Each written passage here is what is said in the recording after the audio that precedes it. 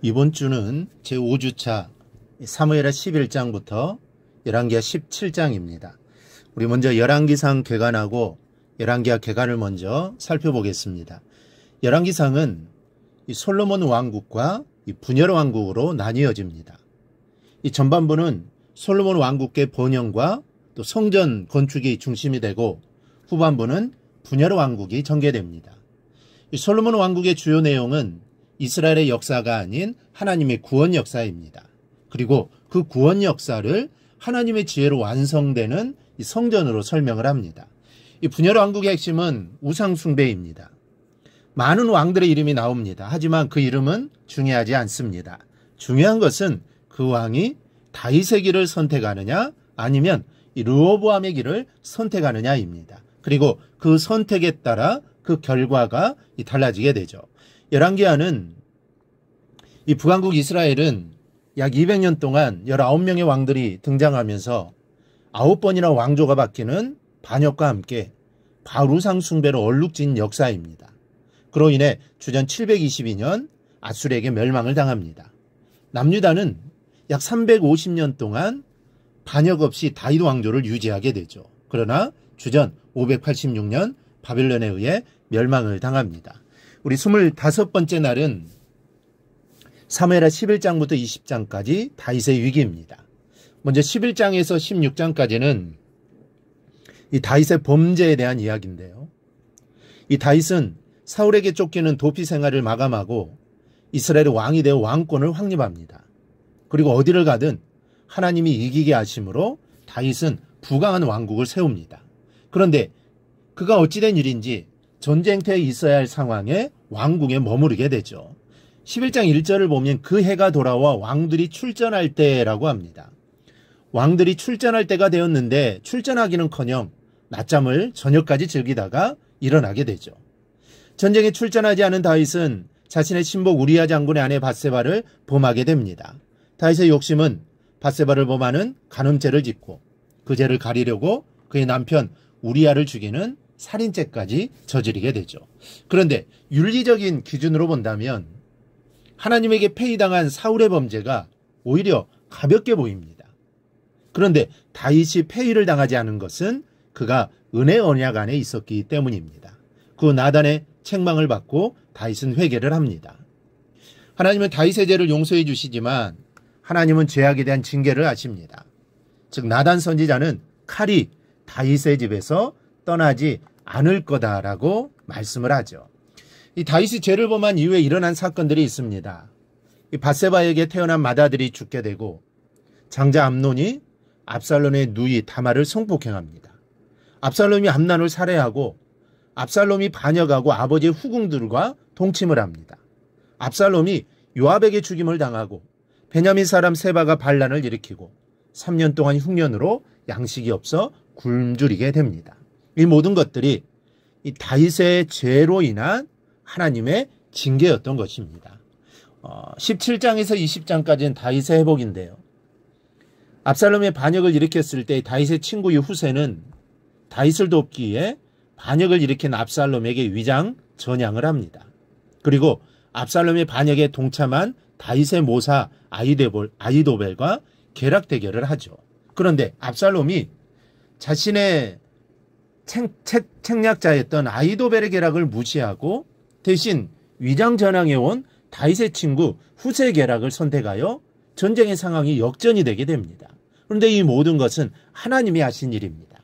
결국 후세의 계략으로 압살롬은 패하게 되고 그리고 다윗은 예루살렘으로 돌아가게 합니다. 이렇게 하나님이 다윗을 위기에서 건지시는 것은 그와 맺은 언약 때문입니다. 여기에서 우리는 하나님의 신실하심을 알 수 있습니다. 하나님이 한 번 하신 약속은 인간의 어떤 상황에 따라 변하지 않습니다. 인간이 죄를 짓거나 인간이 하나님 말씀에 순종하거나 여기에 따라 좌지우지 되는 게 아니라 하나님이 한 번 하신 약속, 그 언약은 하나님은 반드시 지킨다는 것입니다. 그러기에 우리의 구원은 확실하고 우리의 구원은 절대로 변하지 않습니다. 26번째 날은 사무엘하 21장부터 왕상 2장까지 다윗과 솔로몬에 대한 이야기입니다. 21장에서 24장은 다윗의 성전어터인데요. 이 사무엘하 뒷부분은 부록처럼 기록된 내용입니다. 기본 사람들을 무참히 죽인 사울의 죄로 인해 기근이 찾아온 이야기와 블레셋 거인을 죽인 전쟁 영웅들, 그리고 다윗의 승전가인 시편 18편, 다윗의 마지막 말, 다윗의 용사들의 기념비적인 기록이 기록되어 있습니다. 하나님은 다윗에게 내 집과 내 나라가 내 앞에서 영원히 보존되고 내 왕위가 영원히 견고하리라 라고 하셨습니다. 다윗 세상의 마지막 유언에서 하나님이 이 언약을 반드시 이루어 주실 것을 확신합니다. 이 사무엘하 23장 5절을 보면 내 집이 하나님 앞에 이 같지 아니하냐, 하나님이 나와 더불어 영원한 언약을 세우사 만사에 구비하고 견고하게 하셨으니 나의 모든 구원과 나의 모든 소원을 어찌 이루지 아니하시랴. 즉 다윗은 자신의 마지막에 하나님이 나와 하신 이 언약, 이 약속을 반드시 이룰 거라는 확신을 가지고 그는 하나님 품에 안기게 됩니다. 이 사무엘하 24장을 보면 다윗의 인구조사와 재앙 내용이 나오는데, 다윗의 인구조사로 인해 하나님이 세 가지 재앙, 즉 7년 기근, 왕이 원수에게 3달간 쫓기는 것, 왕의 땅에 3일간 전염병이 돌는 것, 이 세 가지 중에 하나를 선택하라고 하죠. 다윗은 내가 사람의 손에 빠지지 않고 하나님의 손에 빠지기를 원해 3일 전염병을 택합니다.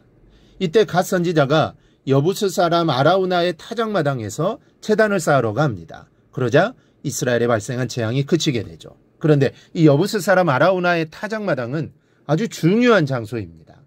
1000년 전 아브라함 이삭을 번제로 드린 곳이고, 솔로몬 성전이 이곳에 세워지고 1000년 후에 예수 그리스도가 십자가 위에서 죽으실 곳이 바로 그곳입니다.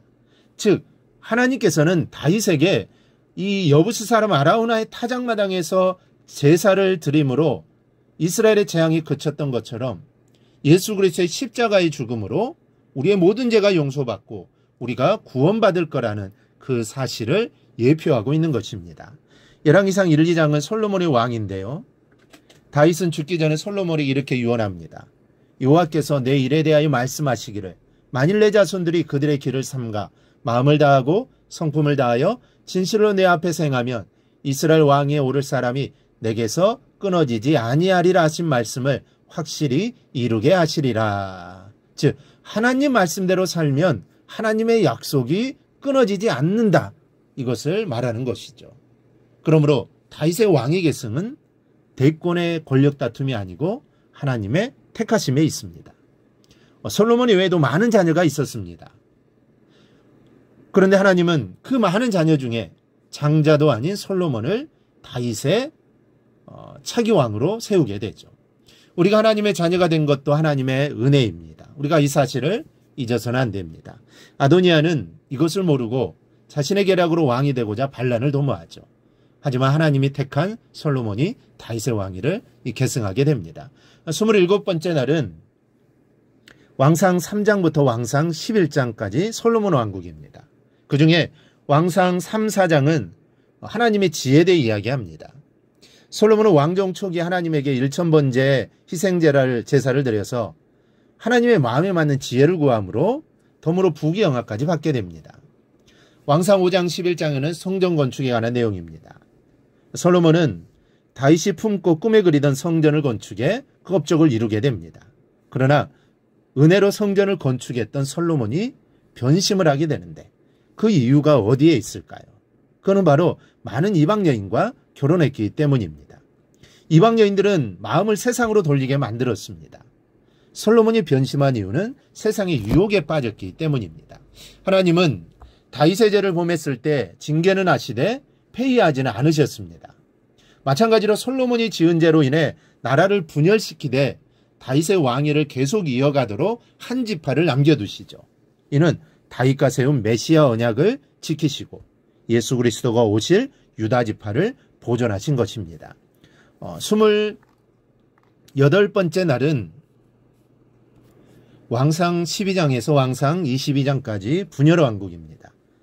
그 중에 12장에서 16장은 두 길, 즉 여로보암의 길과 다윗의 길을 설명합니다. 솔로몬의 범죄 이후 이스라엘이 둘로 분열되면서 이 통일호 왕국 시대는 막을 내리고 분열 왕국 시대가 시작됩니다. 이 북왕국과 남왕국은 근본적으로 서로 다른 모습을 하고 있습니다. 먼저 북왕국의 여로보암은 에브라임 지파 출신이고 남왕국의 르호보암은 다윗의 정통성을 이어받은 유다 지파 출신입니다. 둘째로 남유다에는 예루살렘 성전이 있는 반면에 북이스라엘에게는 건축된 성전이 없고 베델과 단에 금송아지 우상이 있었습니다. 이런 상황에서 분열왕국 시대의 핵심 쟁점은 금송아지 우상을 섬기는 여로보암의 길로 갈 것인지 하나님의 법도를 잘 따르는 다윗의 길을 갈 것인지의 이 선택의 문제였습니다. 그런데 북이스라엘 왕들은 잘 먹고 잘 사는 길로 여기고 여로보암의 길로 빠지기에 바빴습니다.